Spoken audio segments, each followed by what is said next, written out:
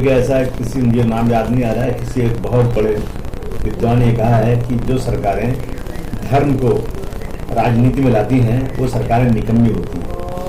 जो सरकारें आदमी का देश का डेवलपमेंट की बात होती है, समाज के लोगों को कैसे रोजी रोजी मिले, तो वो सरकारें अच्छी सरकार मानी जाती है। ये सरकारें जो है ना सिर्फ और सिर्फ धर्म के नाम पर, हिंदू मुसलमानों को बांटने के नाम पर ये जो है वो बटोर रहे हैं। मुझे अफसोस है कि जनता को क्या हो गया है। अगर ये होगा तो देश बर्बादी के कगार पर खड़ा हो जाएगा। देखिए ये महाराष्ट्र जब महाराष्ट्र है, महा का मतलब विशाल बड़ा, मैं समझता हूँ कि जो बॉर्डर के जो जिले हैं, जगह हैं, वो उसी वक्त महाराष्ट्र में आना चाहिए था, क्योंकि वहाँ महाराष्ट्र की जबान बोलने वाले लोग, महाराष्ट्र के रहने वाले लोग वहाँ रहते हैं।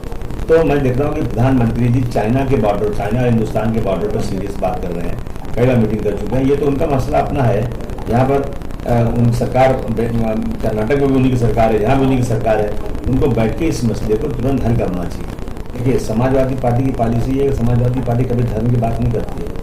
श्री मुलायम सिंह यादव जी की सरकार थी, मैं गले मुद्दे उखाड़ना नहीं चाहता हूँ, लेकिन 30 अक्टूबर 1990 को उन्होंने जो किया था, देश के संविधान को बचाने के लिए, हिंदू मुसलमान सिख ईसाई कोई भी हो, लेकिन संविधान सबसे बड़ा होता है, देश कानून से चलेगा, किसी की दादागिरी गुंडागर्दी से नहीं चलेगा। ये मुलायम सिंह एक बार सिद्ध करके बता चुके हैं। और समाजवादी पार्टी की सरकार जब पिछली बार आई थी तो अखिलेश यादव जी ने 85 कामों में मुसलमानों को भी रिजर्वेशन दिया था, 85 आइटम्स पे।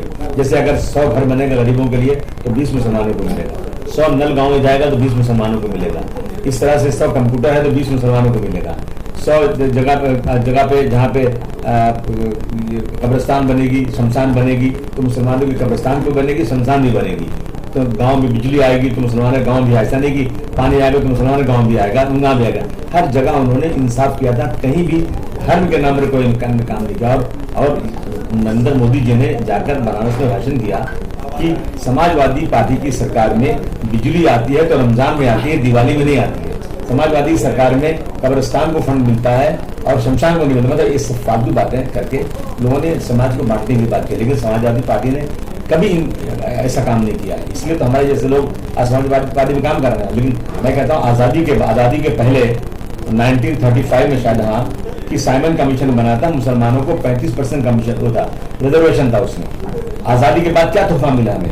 कांग्रेस की सरकार, फुल फ्लेज सरकार आई, और उस वक्त डॉक्टर राजेंद्र प्रसाद जी जब गवर्नर थे, प्रेसिडेंट ऑफ इंडिया थे, उस वक्त जवाहरलाल नेहरू जी ने और सरदार वल्लभ भाई पटेल जी ने एक लेटर लिखा 10 अगस्त 1950 को, और हमारा रिजर्वेशन खत्म करा दिया। हमारा रिजर्वेशन खत्म होगा। अंग्रेज रिजर्वेशन था 1950 से, रिजर्वेशन खत्म। जब से हम संघर्ष कर रहे हैं कि आर्टिकल 341 भी मुसलमानों को सम्मिलित किया जाए, नहीं किया जा रहा है। कितनी पार्लियामेंट की सीटें हैं, कितनी असेंबली की सीटें हैं, कितनी जो है ग्राम पंचायत ये सब सीटें हैं जिसमें मुसलमान इलेक्शन लग ही नहीं सकता है। तो ये मुसलमानों के साथ तो शुरू से, मुसलमान अगर हिंदुस्तान में रहा है तो किसी डर से नहीं रहा है, किसी वो बाई चांस नहीं रहा, बाई चॉइस रहा है।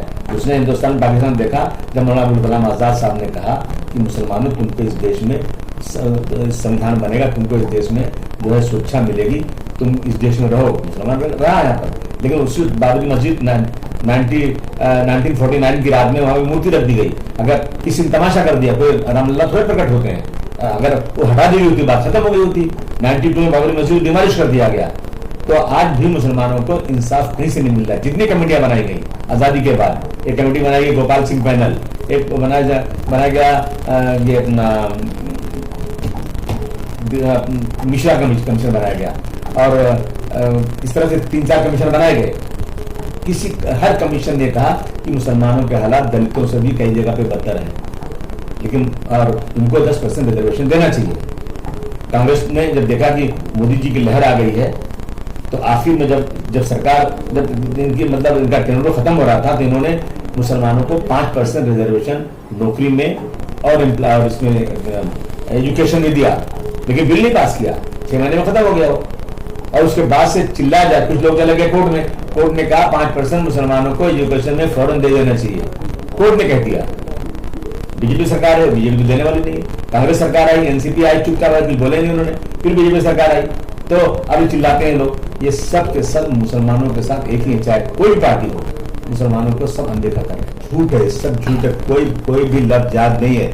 ये किसी न किसी तरह से यहाँ की भोली भाली जनता को मुसलमानों के बारे में गलत बात करके, मैं चैलेंज के साथ कह रहा हूँ कि एनआईए ने जब केरल में एक बार इंक्वायरी कर लिया और कह दिया लफ्ज जिहाद नाम की कोई संस्था नहीं है, मुझे पूरे देश में कोई बता देने कोई मुसलमानों की संस्था ऐसी है क्या कि टीवी पर बैठ के या सड़क पर या किसी भाषण में किसी चर्चे में ये कहती हो कि आओ भाई आओ हिंदुओं मुसलमान बनो, आओ मुसलमानों से और जो है हिंदू मुसलमान आओ, हिंदुओं से शादी करो, उनको मुसलमान बनाओ। आज तक किसी ने पूरे भारतवर्ष में ऐसा दिखाया नहीं होगा, कभी नहीं। लेकिन मैं दिखाता हूँ आपको कि जो लोग लफ्ज जिहाद की बात कर रहे हैं ना, वो कह रहे हैं उल्टे चोर कोतवाल को डांटे। वो तो खुद ही कह रहे हैं कि हम 2100 जोड़े बेटी बचाओ बहू लाओ नाम से मुसलमानों की लड़कियों को लाएंगे, उनको हिंदू बनाएंगे और इनको जो है जो लड़का ये काम करेगा, जो व्यक्ति काम करेगा, उसको 2 लाख का इनाम भी देंगे। उनके साथ कुछ नहीं हो रहा है। क्या मतलब इसका है? और हो क्या रहा है कि आज से नहीं, जमाने से चला आ रहा है कि हिंदू मुसलमान से शादी करता है, मुस्लिम हिंदू से शादी करता है। देश का संविधान 18 साल की उम्र के बाद कोई भी व्यक्ति अपनी मर्जी से कुछ कर सकता है। यहाँ पे एक 18 साल का लड़का लड़की बिना शादी ब्याह के एक साथ रहकर लिविंग रिलेशन में मियाँ बीवी की तरह रह सकते हैं बिना शादी के, उसमें रोक नहीं है। लेकिन ये अगर कोई मुस्लिम ने हिंदू से शादी कर दिया तो ये लोग जाकर उसके घर में उसको उसी दिन इतना ज्यादा प्रेशराइज करते हैं कि वो लड़की जो अपनी मर्जी शादी की थी वो जबरदस्ती जाके चौकी में कंप्लेन करती है। मैं आपको बताऊं, यहीं पे अमरावती के पास कौन सी जगह है जहाँ का इमरान नाम का ड्राइवर है और लड़की जो है उसका नाम है खुशबू। लड़की मालूम है कितनी, क्या लड़की की उम्र 22 साल, लड़के के दोनों उसी करीब है। लड़का मुस्लिम है, लड़की हिंदू है, दोनों में 5 साल से प्रेम था, पता लगा लो, कोई जाकर देख लो। और उसके बाद लड़की का नाम खुशबू है। अब 5 साल तक एक साथ रहे। मैंने पूछा लड़के से, तू लड़की घर कभी गया? बोला छुप छुपा के गया था। लड़की तेरे घर का है? तो हाँ मेरे घर में 2 बार लड़की आ चुकी, मिल चुकी। 5 साल से तुमको जानती, तुम मुस्लिम हो, बिल्कुल जानती है। जब उसके हाथ में शादी का मैरिज का कागज दिया गया तो उसका नाम मुस्लिम लिखा हुआ था। बीएससी लड़की का पढ़ी लिखी नहीं थी, क्या पागल थी क्या वो? उसने शादी की। लेकिन जैसे आरएसएस के लोगों को, बजरंग दल के लोगों को मालूम हुआ कि एक हिंदू लड़की ने मुस्लिम से शादी कर लिया है, तो उन्होंने उसी वक्त जाकर के उस इमरान के घर पर जाकर उसके बाप को, उसके भाई को इतना ज्यादा दबाव डाला कि अल्लाह के जल्दी बुलाओ, कहाँ गए दोनों। उनको बुलाया गया, बुलाने के बाद लड़की को लेकर गए और लड़की से स्टेटमेंट दिलाया कि लड़का हिंदू बन के शादी किया, धोखा दिया। झूठ है ये रोज ही हो रहा है। और अभी जो कमेटी बनाना चाहते हैं ये, उसमें क्या करेंगे ये? अगर हिंदू लड़के ने मुस्लिम से शादी किया तो उसको इनाम इकराम देंगे, और किसी मुस्लिम लड़के ने हिंदू से शादी किया तो उसके घर जला देंगे, उसको मारेंगे और यही दिखाएंगे मीडिया में कि देखो मुसलमान शादी कर रहा है। सब फालतू चीजें हैं। ऐसा है ना कि अगर कोई कहता सर तन से जुदा तो वो गुनहगार है, उसको सजा मिलना चाहिए। देश का कानून है, कानून सब पे लागू बराबर होना चाहिए, चाहे किसी धर्म का भी आदमी हो। लेकिन सर तन से जुदा यहाँ कहना, मैं समझता हूँ कि ये बिल्कुल गलत बात है। इस्लाम में इस तरह से नहीं कहा गया। इस्लाम में तो हुजूर सल्लल्लाहु अलैहि वसल्लम के चाचा का दिल एक ने खा गया, लेकिन उन्होंने उसको नहीं कहा कि उसको अभी मार दो, ऐसा बिल्कुल नहीं कहा उन्होंने। सरकार है, जो हुकूमत है, जो भी कानून है उस पर काम करना चाहिए। तबलीगी जमात के बारे में तो बता दूं, आपने देखा जब कोविड आया था तो तबलीगी जमात के बारे में पूरे देश में ऐसा चिल्लाया गया, ऐसा चिल्लाया गया। देखो हमारे यहाँ क्या है ना कि प्लेट साफ करके खाना चाहिए। इस्लाम में कहा गया पहले बैठो फिर खाना लाओ, और वेस्टर्न कल्चर में खाना रख दो फिर आओ बैठने। यानी रोजी की, दाने की बहुत ही अहमियत दी गई है। गिर जाए उसको उठा लो, प्लेट को साफ करो, उसमें एक दाना भी नहीं रहने पाए। वो क्या देखो कितना लालची, कहता है ऐसा खा रहा है, चाट चाट के खा रहा है इसको, और इसने जो है पेशाब बाटली में करके फेंक दिया, नर्स के ऊपर जो है गंदगी फेंक दिया। सब गलत, बिल्कुल कोई ऐसा हुआ ही नहीं था। और 4 महीने तक तबलीग वालों को पूरे देश में ऐसा चिल्लाया कि लोग दाढ़ी कूटते वालों से नफरत करने लगे कि ये लोग क्या कोविड में क्या कर रहे हैं। उसके बाद जब कोर्ट मामला गया तो मालूम हुआ इनकी कोई गलती ही नहीं थी। दिल्ली में केजरीवाल ने, दिल्ली में इनका जो वो था जो सेंटर है जिसमें 10,000 लोग बैठ सकते हैं निजामुद्दीन में, उसको लॉक कर दिया। और अभी सुप्रीम कोर्ट से में केस गया तो उसको छोड़ने को तैयार नहीं। सुप्रीम कोर्ट ने बहुत इन पे डांट लगाई और खुलवाया उसको। मैं कहना चाहता हूँ, बहुत ही होशो आवाज से बोल रहा हूँ कि तबलीगी जमात जिसका नाम है वो दुनिया में किसी के साथ कोई इंटरफियर नहीं करते। वो जमीन के नीचे और आसमान के ऊपर की बात करते हैं।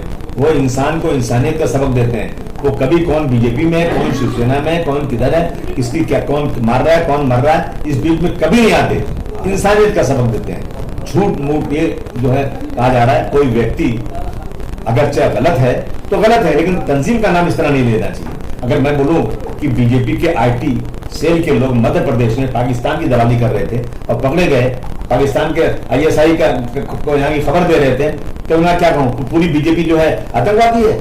कोई व्यक्ति अगर ऐसा है तो लेकिन इस तरह से संगठन का नाम लेकर के ना हिंदू मुस्लिम के बीच में दरार पैदा मत करो, इंक्वायरी करो, जो सच है उस पर कार्रवाई करो। ऐसा है ना कि ये सरकारें पता नहीं क्या कर रही है, रोजाना खरीद फरोख्त हो रही है, जो शिवसेना को तोड़ करके डरा करके ले लिया गया, बना दिया गया।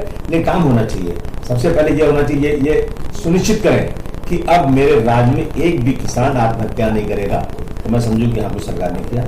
अब हमारे राज्य में धर्म के नाम पर किसी के साथ अभी उन्होंने ये सरकार ने किया, इसमें मैं पूछूं कि आप 5% रिजर्वेशन क्यों नहीं दे रहे हैं? सबका साथ सबका विकास दीजिए हमको रिजर्वेशन, ये नहीं देंगे मुझे। इन्होंने आज तक अल्पसंख्यक जो आयोग नहीं बनाया इन्होंने आज तक, न उन्होंने बनाया था, दोनों एक ही थैले के चट्टे बढ़ते हैं। मैं कहूँगी एक हज जो है, हज बहुत ही जरूरी चीज़ है, हज कमेटी का आपने क्यों नहीं गठित किया, कर नहीं किया इन्होंने। इनसे पूछूं मैं कि मौलाना आज़ाद कारपोरेशन क्यों नहीं बनाते आप? बच्चों को पढ़ने के लिए पैसे देना है, लोगों को छोटे छोटे कारोबार के लिए पैसे देने हैं, आप नहीं दे रहे हैं मुझे। तो ये सब चीज़ में क्या बताऊँ आपको, ये सब करना चाहिए, सब करेंगे तो हम समझेंगे अच्छी सरकार है। जो मिलता था लोगों को स्कॉलरशिप मिलती थी प्री मैट्रिक, वो बंद कर दी गई पूरी। तो सरकार कैसे में अच्छी सरकार को? ऐसा है ना कि सरकारें चुन के आती हैं और MLA टूट जाते हैं। क्यों टूट जाते हैं? MLA को जब MLA या तो MLA जिस तरह से लड़े इलेक्शन, जिन्होंने टिकट दिया, जिन्होंने भाषण किया उनके लिए, जिन्होंने सब कुछ किया, पैसा खर्च किए, अपनी पार्टी चुनकर लाए और वो भाग जाते हैं, तो वो इतनी आसानी से नहीं भागते। उनको बहुत बड़ी लालच दी जाती होगी और 2-4 करोड़ 10 करोड़ 50 करोड़ रुपया ऐसा बोलना लोगों का, तो फिर किसी का ईमान बदल जाता है। और यही हो रहा है ना, आप देख लीजिए, जिन्होंने कसम खा करके इलेक्शन लड़ा था और जीत कर आए थे गोवा में, टूट गए, चले गए उनके साथ। तो कुछ न कुछ अंदर चल रहा है, खरीद फरोख्त चल रही है, सरकारें चुन के आने के बाद भी गिर रही हैं। इसका मतलब कि जरूर कोई हाथ कटिंग कहीं नहीं हो रही है।